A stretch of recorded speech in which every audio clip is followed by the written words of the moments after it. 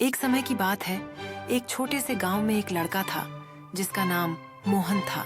मोहन को फूलों और पेड़ पौधों से बहुत प्यार था।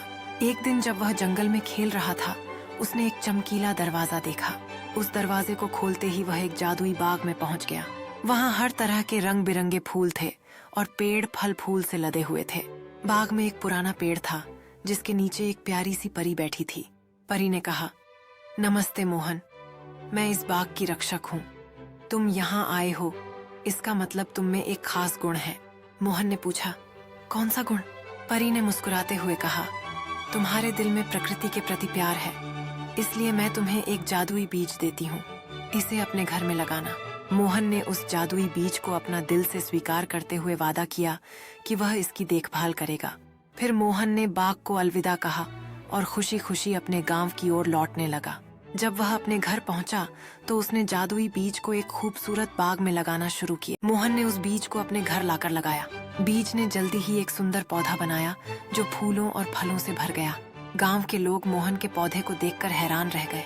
वे सब मोहन से सीखने आने लगे। मोहन ने सबको बताया कि पौधों का ध्यान कैसे रखना चाहिए। धीरे धीरे गांव का हर आदमी अपने घर के बाहर एक पौधा लगाने लगा। कुछ महीनों बाद गांव में हर जगह हरी भरी बागें और खुशबू फैल गई। सबने मिलकर एक बड़ा बाग बनाया जहां बच्चे खेलते और बड़े आराम करते। मोहन ने सीखा कि जब हम प्रकृति का ख्याल रखते हैं तो वह हमें भी खुशियों से भर देती है। और इसी तरह मोहन और उसके गांव ने एक नई शुरुआत की जहां सभी मिलकर खुशहाल जीवन जीने लगे। सीखना, प्रकृति का ध्यान रखना और उसे प्यार देना बहुत जरूरी है। प्रकृति की सुंदरता को समझना और उसका संरक्षण करना ही असली सच्चाई है। इस सफर ने मोहन और गांव वालों को यह सिखाया कि एकजुट होकर किए गए प्रयासों से बदलाव संभव है।